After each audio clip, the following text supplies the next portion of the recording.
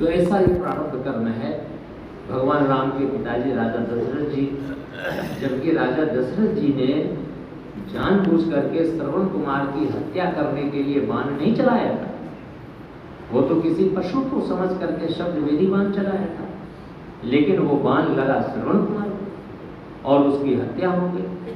तो चाहे कर्म जानबूझ करके किए जाए, चाहे भूल से हो जाए, अनजाने में हो जाए, प्रतिक्रिया तो देगा, फल तो देगा।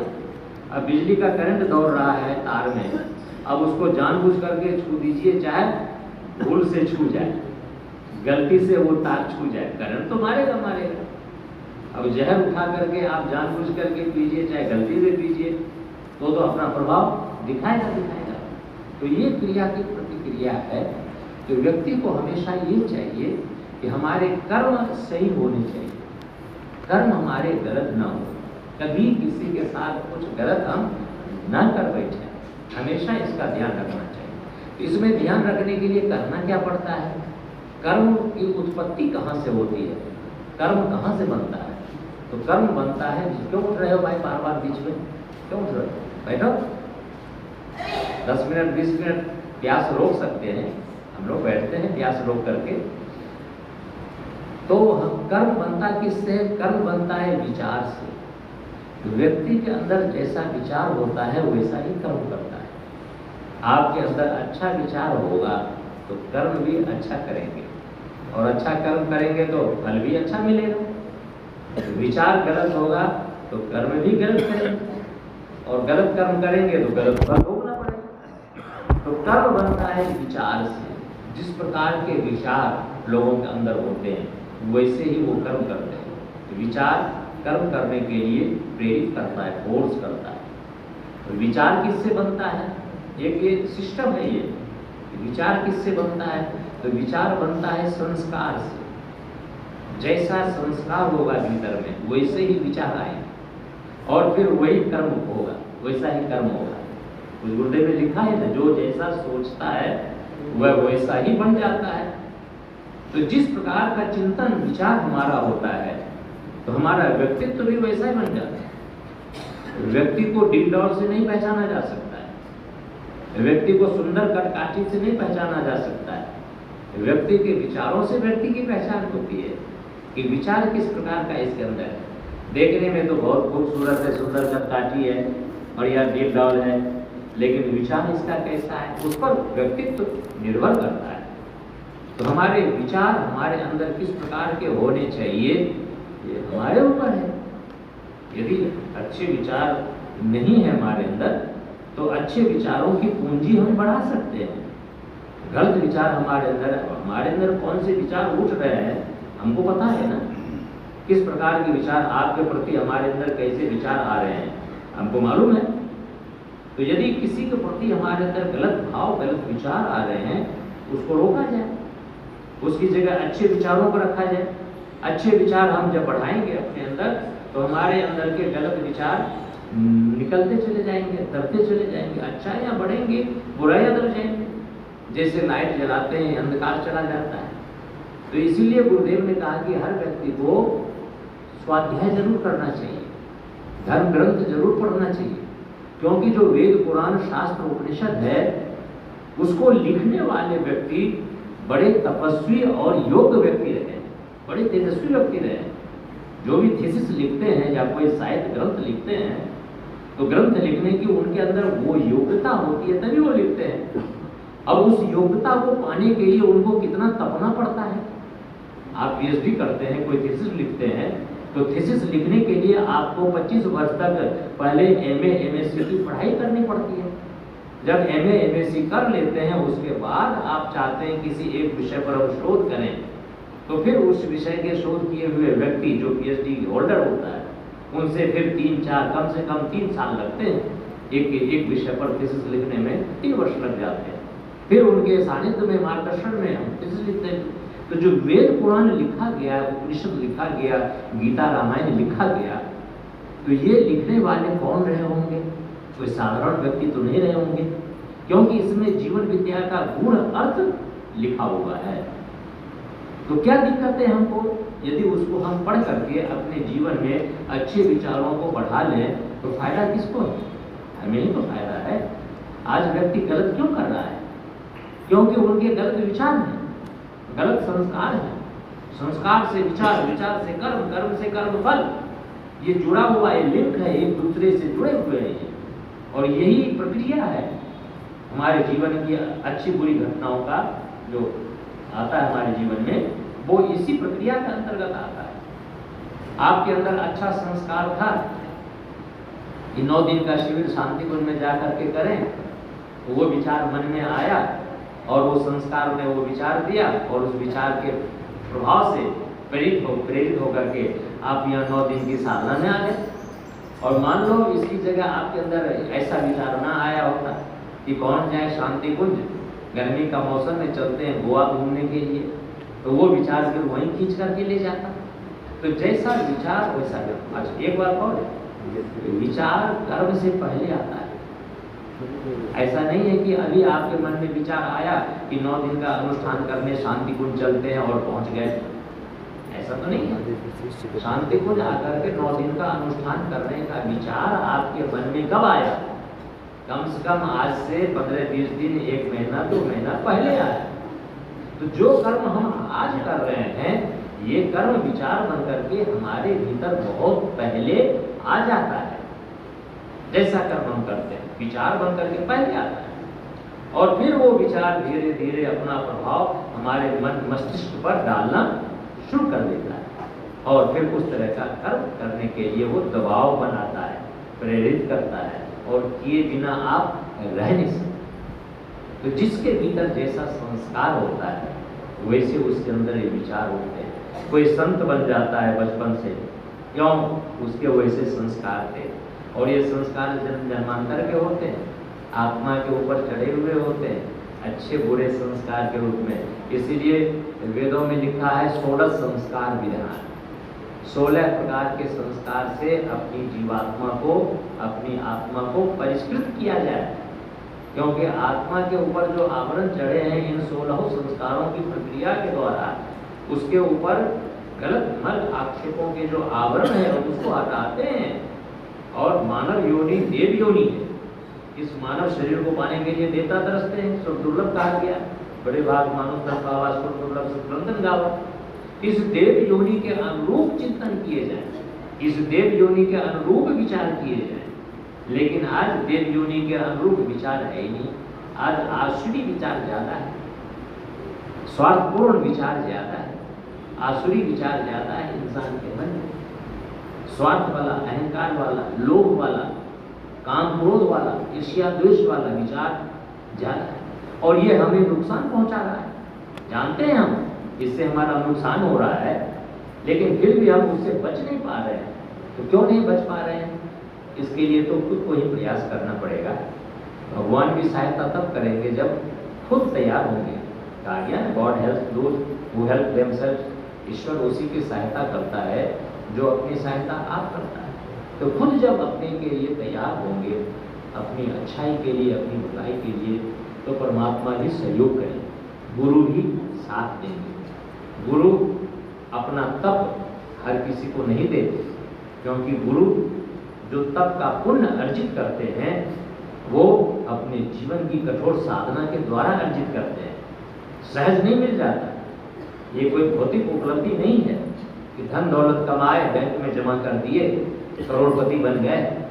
ये आध्यात्मिक साधना की पूंजी है और इस आध्यात्मिक साधना की पूंजी को अर्जित करने के लिए कठोर तप करना पड़ता है, संयमित जीवन जीना पड़ता है। यदि सबको ऐसा मिल जाता तो आज हर किसी के पास वो सिद्धियां होती। सबके पास थोड़ी है, पैसा तो सबके पास है क्योंकि वो भौतिक संसाधन है, भौतिक चीजें हैं, पदार्थ है वो। तो पदार्थ जगत है, पदार्थ सबके पास है। सबके पास अच्छे खासे घर मकान है, मोटर गाड़ियां है, मोटरसाइकिल है, बैंक बैलेंस है, धन दौलत है, कोई कमी ही नहीं है। और कहीं कोई कमी है तो सरकार के द्वारा मकान दिए जा रहे हैं, सरकार के द्वारा अनाज दिए जा रहे हैं, सारी पूर्ति हो रही है। लेकिन आध्यात्मिक साधना की पूंजी ये कठोर तप के द्वारा ही अर्जित किए जाते हैं। और कोई गुरु यदि अपने जीवन में ऐसी साधना की पूंजी अर्जित किया हो तो वो ऐसे किसी को नहीं बांट सकते। सुपात्र देख करके बांटते हैं। पात्रता जब होती है तभी वो देते हैं। पता नहीं कब किस रूप में गुरु अपना अनुदान वरदान दे दे, तब जब हम अपने भीतर पात्रता विकसित करते हैं। अनुष्ठान करने का उद्देश्य बस यही है ना, हमारा भला हो, हमें कुछ अच्छा मिल जाए, इसीलिए करते हैं। लेकिन ये आसान नहीं है। अनुष्ठान केवल जब संख्या माला जप लेना ये अनुष्ठान नहीं है। जब और तब दोनों चीजें हैं साथ में, तब जाकर के अनुष्ठान बनता है और वो अनुष्ठान फलदायी होता है, जीवन में फिर उसका लाभ मिलता है।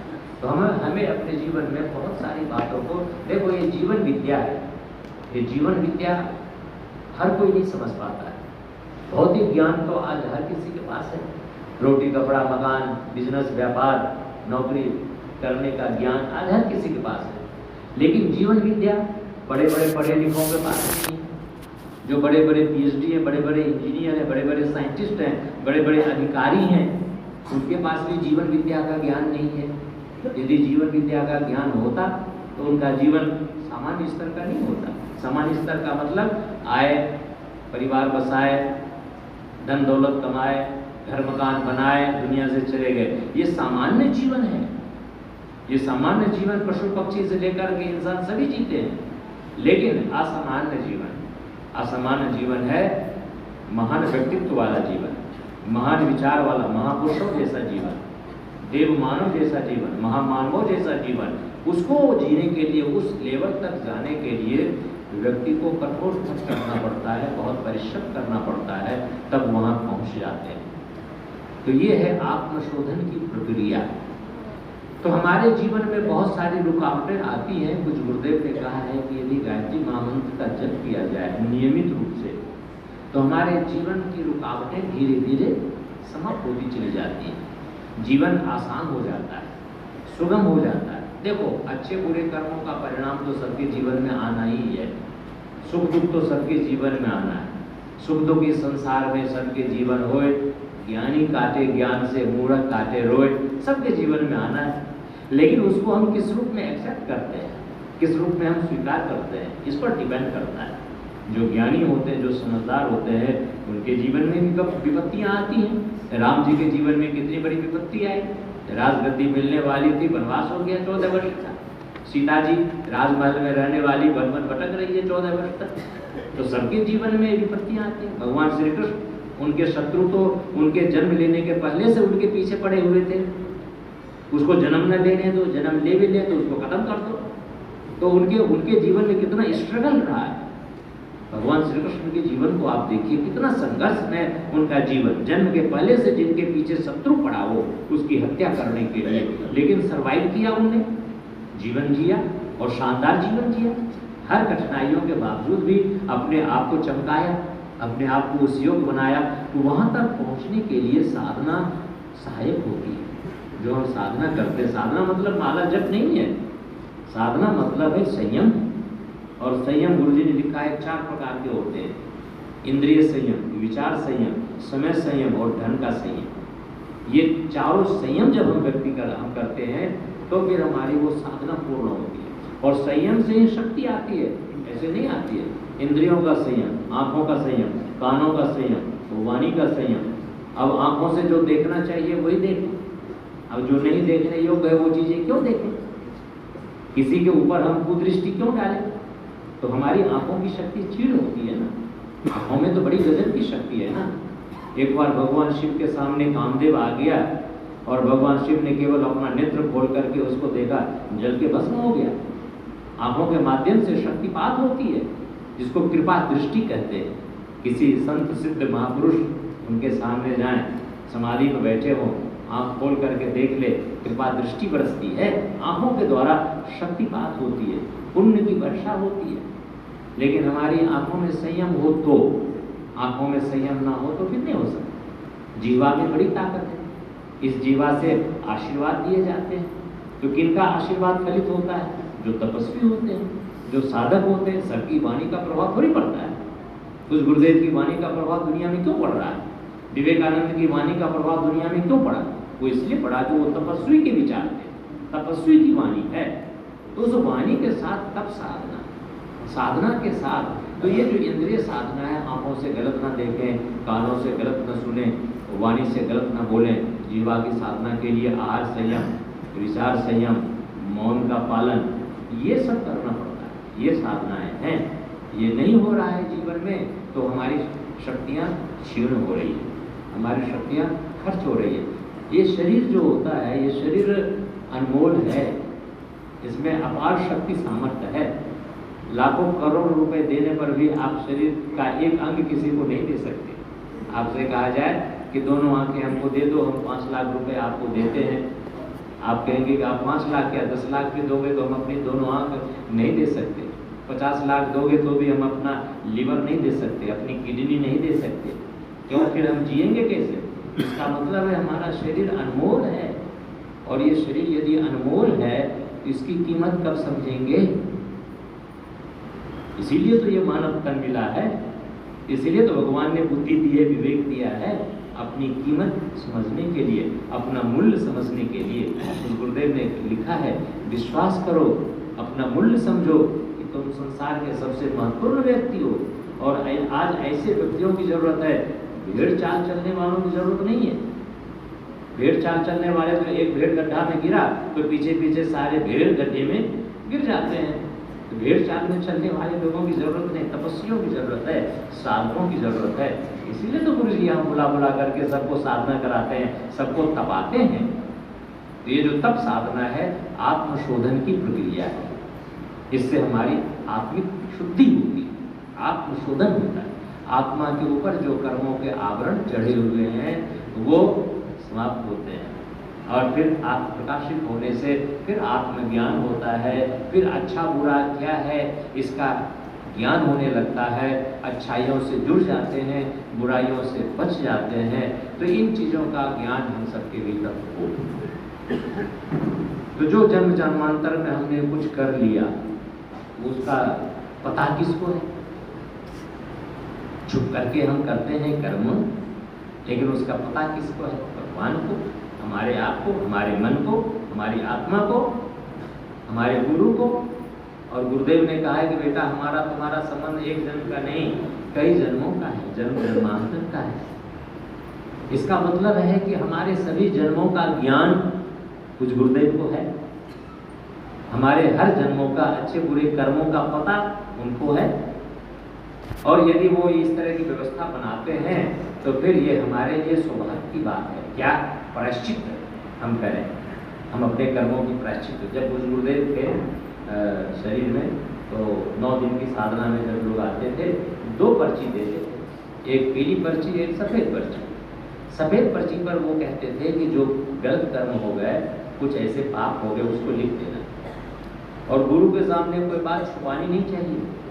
गुरु के सामने बात छुपाने से फिर वो पाप जीवन में रह जाता है, फिर वो निकलना मुश्किल होता है। तो कहते थे इस पर कोई पाप हो गए उसको लिख देना, और पीली पर्ची पर यदि मन में कोई कामना हो उसको लिख देना। और गुरु जी के पास वो हम लोग चढ़ा देते थे, उस समय गुरु जी के समय उसको चढ़ा देते। फिर गुरु जी उसको क्या करते थे नहीं करते थे पता नहीं। तो वो तो हमारे कर्मों को ठीक करने वाले हैं, हम सबके भविष्य को सुधारने वाले हैं। युग दृष्टा है, भविष्य दृष्टा है। तो हमारे हर जन्मों के अच्छे बुरे कर्मों का ज्ञान हमारे गुरुदेव को है। आज मौका मिला है आपको कि हमसे जो कोई ऐसा पाप बन गया हो, जो कोई गलत, पिछले जन्मों का तो ज्ञान नहीं है, लेकिन इस जन्म में यदि कुछ ऐसा हो गया हो किसी के प्रति बुरा, तो उसको आज हम स्वाहा करते हैं, उसकी हम आज आहुति डालते हैं, अपने जीवन को निष्पाप निर्मल बनाने का प्रयत्न करते हैं। और जब तक जीवन निर्मल नहीं बनता तब तक भगवान स्वीकार नहीं करते। निर्मल जन मन सो मोहि पावा, मोहि कपट छल छिद्र न भावा। भगवान हमारे हृदय में तब आते हैं जिनके हृदय दम्भ कपट नहीं माया, तिनके हृदय बसों रघुराया। जिनके कपट दम्भ नहीं माया, तिनके हृदय बसों रघुराया। जिस हृदय में कोई कपट नहीं है, ईर्ष्या द्वेष नहीं है, शर प्रपंच नहीं है, निंदा शिकायत नहीं है। आजकल एक विडंबना चल पड़ी है, दूसरों की तरफ उंगली उठाना, दूसरों की निंदा शिकायत करना नहीं करना चाहिए। दूसरों की निंदा करने से उनके पाप हमारे सिर पर आ जाते हैं। कभी किसी की निंदा नहीं करनी चाहिए, कभी किसी की चुगली नहीं करनी चाहिए। कभी किसी की बुराई नहीं करनी चाहिए। एक राजा था, राजा का नियम था प्रतिदिन 100 अंधों को खीर खिलाने का। 100 अंधे आते थे, रोज उनके यहाँ खीर खाया करते थे, प्रसन्न होकर के आशीर्वाद देकर के अंधे जाते थे। एक दिन क्या हुआ, उसी क्रम में 100 अंधों ने खीर खाई और 100 अंधों की मृत्यु हो गई, 100 की मृत्यु हो गई। अब राजा घबरा गया कि मेरे द्वारा खीर लोगों को खिलाया जाता है और उनकी मृत्यु हो गई खीर खाने से, ये तो बहुत बड़ा अनर्थ हो गया, बहुत बड़ा पाप हो गया। पता लगाया आखिर ऐसा हुआ क्यों, तो पता चला कि जो रसोई घर में खीर बनती थी, रसोईया खीर बनने वाले दूध के पात्र को खुला छोड़ दिया था, ढक नहीं पाया एक दिन। और उसी दिन संयोग से एक विषधर सांप आया, दूध पिया और उसमें विष डाल दिया, तो वो दूध हो गया विषैला और उस दूध से बनी खीर। और वो जब खीर 100 अंधों को खिलाया गया, मृत्यु हो गई। अब राजा डर गया कि मेरे कारण हुआ, ये तो बहुत बड़ा पाप हो गया। राजा वेश बदल करके राज छोड़ दिया, महल छोड़ करके निकल गए, कहीं एकांत जंगल में चले जाएंगे, तब साधना करेंगे, हो सकता है कुछ पाप हमारे हल्के हो जाए। तो तब साधना करने जंगल में, घोर जंगल की तरफ वो चल दिए। चलते चलते एक जगह शाम हो गई, अंधेरा हो गया, तो गांव में चौपाल पर जैसे बहुत सारे लोग बैठे होते हैं ना, तो एक गांव के रास्ते से जा रहे थे, चौपाल था, बहुत सारे लोग चौपाल पर बैठे हुए थे। उन लोगों से उस राजा ने पूछा, वेश बदला हुआ था, राजा जैसा लग नहीं रहा था, साधारण आदमी जैसा, पथिक जैसा लग रहा है। उसने पूछा कि भाई साहब, इस गांव में कोई धार्मिक परिवार है क्या जो भजन कीर्तन करते हों? हम एक रात रुकना चाहते हैं, क्योंकि अब आगे जा नहीं सकते, रात हो गई है, तो सुबह होते ही हम यात्रा पर निकल जाएंगे, हम पति के यात्री हैं। तो गाँव वालों ने कहा कि हाँ, एक परिवार में भाई बहन हैं, 2 लोग हैं और दोनों बहुत भगवान की भक्ति करते हैं, पूजा पाठ करते हैं, वहाँ आप रात बिता सकते हैं। तो वहाँ गए, वो निवेदन किया, उन्होंने कहा कि ठीक है, अतिथि देवो भव, आप हमारे यहाँ अतिथि रूप में आज विराज रही। तो रह गए वहाँ पर अतिथि बन करके। सुबह उनका नियम था, सुबह का उनका प्रतिदिन दोनों भाई बहन का नियम था 1 घंटा ध्यान करने का। तो दोनों भाई बहन 1 घंटा ध्यान में बैठ गए, सुबह उठ करके जल्दी तैयार होकर के ब्रह्म मुहूर्त में। भाई का ध्यान तो 1 घंटे में पूरा हो गया, बहन का ध्यान 1 घंटे में पूरा नहीं हुआ, काफी समय लग गया, 1.5 पौने 2 घंटे लग गए। ध्यान के बाद भाई बहन से कहता है, अरे बहन, आज तूने ध्यान में बहुत टाइम लगा दिया, अपने घर अतिथि आए हैं, अतिथि सत्कार भी तो करना है और उनको आगे जाना होगा, रात भर के लिए अपने यहाँ रुके हैं, आगे जाना होगा, उनको नाश्ता भोजन की व्यवस्था करनी होगी, आगे इतना समय क्यों लग गया ध्यान में? तो राजा इन बातों को, दोनों भाई बहन की बातों को राजा सुन रहा था। तो बहन ने कहा कि भैया, वहाँ आज धर्मराज के दरबार में एक अजीब केस आ गया, मुकदमा आ गया, उसका फैसला नहीं हो पा रहा था, इसलिए हमको आज ज़्यादा टाइम लग गया। तो कौन सा केस आ गया, क्या आ गया था, क्या मामला था? बोले एक राजा 100 अंधों को खीर खिलाया करते थे बड़ी अच्छी भावना से, और एक दिन खीर खाने से 100 अंधों की मृत्यु हो गई। तो मृत्यु का कारण क्या था? तो उन्होंने बता दिया कि मृत्यु का कारण ये था, दरबार में ये आया कि मृत्यु का कारण ये था कि रसोईया ने खीर का दूध का बर्तन खुला छोड़ दिया, जिसदर सांप आया और उसमें विष डाल दिया। अब प्रश्न इसलिए जटिल था कि उस मृत्यु का दंड किसको दिया जाए? उस राजा को दंड दिया जाए या उस रसोइये को दंड दिया जाए जिसने खीर का दूध का बर्तन खुला छोड़ दिया, या उस सर्प को दंड दिया जाए जिसने उस दूध में विष डाल दिया? तो ये बड़ा जटिल मामला आ गया, तो मामला सुलझ नहीं रहा था, इसलिए हमको ज्यादा विलंब हो गया, आज हमारा ध्यान जल्दी पूरा नहीं हो पाया, ज्यादा समय लग गया। तो राजा ने जब इन बातों को सुना तो राजा को लगा तो हमारा ही विषय है, हमारा ही मामला है। उसने पूछा फिर क्या हुआ बहन? बोले आज उसका फैसला नहीं हो पाया, हो सकता है कल इस पर फिर से विचार हो और हो सकता है कल कुछ निर्णय हो जाए। तो राजा ने फिर उससे कहा कि एक रात और हमको रुकने देंगे आप क्या? तो राजा ने सोचा एक रात और रुकेंगे, कल फिर ध्यान में पता चल जाएगा कि फैसला आ जाएगा सामने, किसको दंड मिला। तो वो जानने की उत्सुकता राजा की जगी। उसने निवेदन किया कि एक रात और हमको आप रहने के लिए हमें आप दीजिए, एक रात और हम यहाँ रहना चाहते हैं। तो दोनों भाई बहन ने कहा कि ठीक है, बढ़िया, अतिथि देवो भव, एक रात क्यों, आप रहिए, 1 सप्ताह रहिए, 10 दिन रहिए, 1 महीना रहिए, हमें तो आनंद आता है अतिथि सेवा में, आप रहिए। तो राजा उस दिन भी रुक गए, और राजा जब दूसरे दिन भी रुक गया तो जो चौपाल पर बैठे हुए जितने लोग थे वो आपस में फिर बातचीत करने लगे, कानाफूसी होने लगे कि देखो वो व्यक्ति कोई यात्री नहीं था, कोई पथिक नहीं था। भाई पथिक होता तो रात बीत जाने के बाद सुबह होते ही उसको यात्रा पर आगे निकल जाना चाहिए, लेकिन वो देखो आज भी रुक गया। मालूम है क्यों रुक गया? दूसरा कहता है क्यों रुक गया मालूम है? अरे उसकी बहन बड़ी खूबसूरत है, उसके ऊपर उसकी गलत नजर है, और देखना वो रुका है, उसकी बहन को लेकर के वो व्यक्ति जरूर भागेगा। तो दिन भर यही चर्चा चौपाल पर होती रही।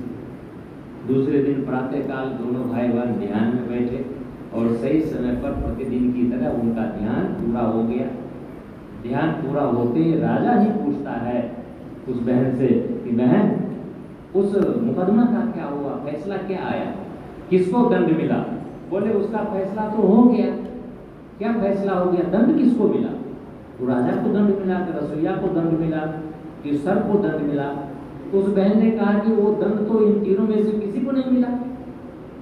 वो ऐसा कैसे हो सकता है? बोले ऐसा ही हुआ, क्योंकि वो जो पाप था किया हुआ, जो पाप हुआ 100 अंधों की मृत्यु का पाप जो हुआ, उस पाप को जो चौपाल पर लोग बैठे थे उन्होंने आपस में बांट लिया। उनके सिर वो क्योंकि वो दिन भर जो इसी पर चर्चा करते रहे, तो वो पाप वृत्ति जो उनके पाप मन में विचार थे, तो वो पाप उन सबके सिर चढ़ गया, वो उधर चला गया, और ये तीनों गरीब हो गए, निष्पाप, इनको कोई सजा ही नहीं मिली। तो इसका मतलब ये है कि हम अपने मन को कैसे निर्मल करें, कैसे मन को शुद्ध करें। कभी मन में किसी के भी प्रति गलत विचार ना आने दें, और हमेशा इस बात को याद रखिए कि विचार ही कर्म के लिए प्रेरित करता है। जिस प्रकार के विचार हमारे अंदर आते हैं वैसे ही कर्म हमसे होते हैं। तो हम अपने विचारों को ठीक कर सकते हैं, संस्कारों को ठीक कर सकते हैं। कैसे ठीक कर सकते हैं? गुरुदेव ने इसके लिए उपाय बता दिए।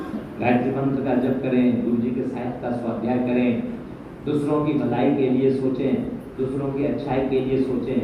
हमारे प्रति कोई गलत कर भी दिया तो उसका गलत ना हो, भगवान से प्रार्थना करें, उनको सद्बुद्धि मिले।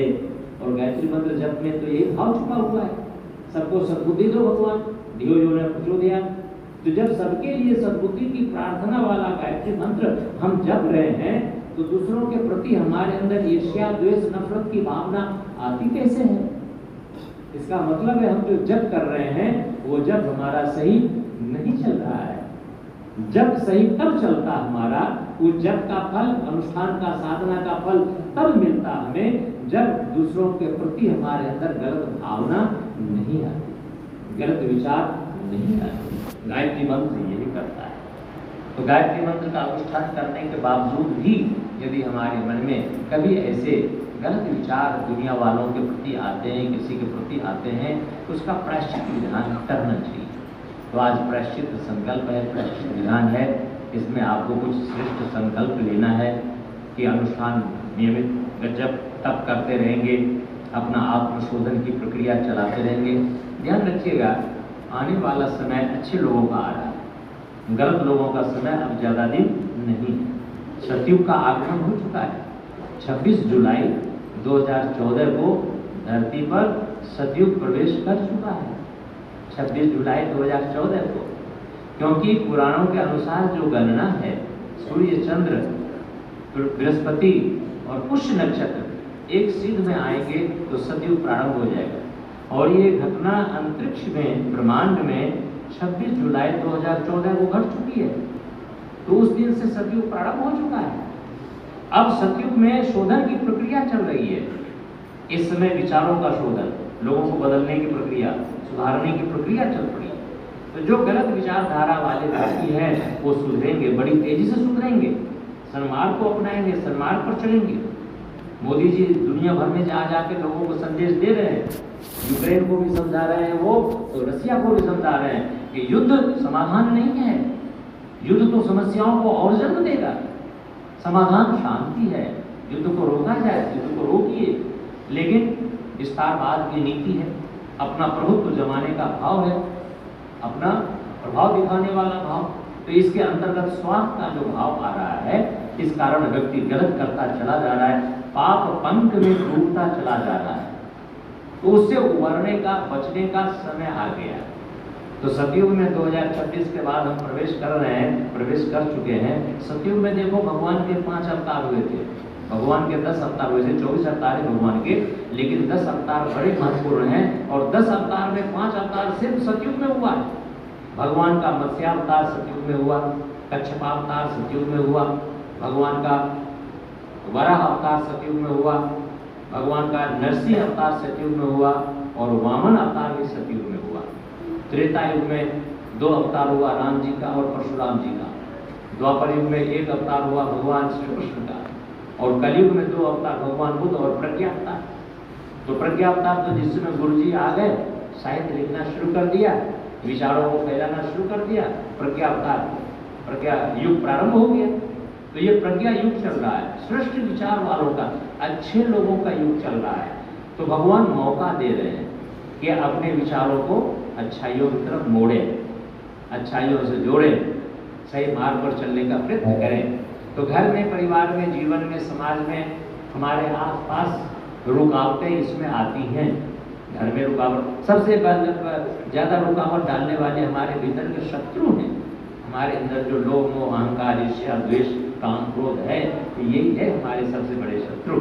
तो उस पर विजय पाना, सतयुग में जाना है, तो इस रावण के ऊपर, अहंकार रूपी रावण के ऊपर, अहंकार रूपी कंस के ऊपर, इसके ऊपर तो विजय पाना ही होगा। इस पर विजय पाए बिना हम सतयुग में प्रवेश नहीं कर सकते। तो गुरुदेव चूंकि हमारे अगले पिछले सभी जन्मों के ज्ञाता हैं, उनको सब पता है, उनके श्री चरणों में अपने जीवन को समर्पित कर दीजिए, जीवन सफल हो जाएगा। तो आज सच्चे मन से अपनी भूलों का प्रायश्चित कर लेंगे। हमारे हमसे जो कुछ भी बना है कागज पर लिख करके लाए हैं, लिखकर लाए हैं।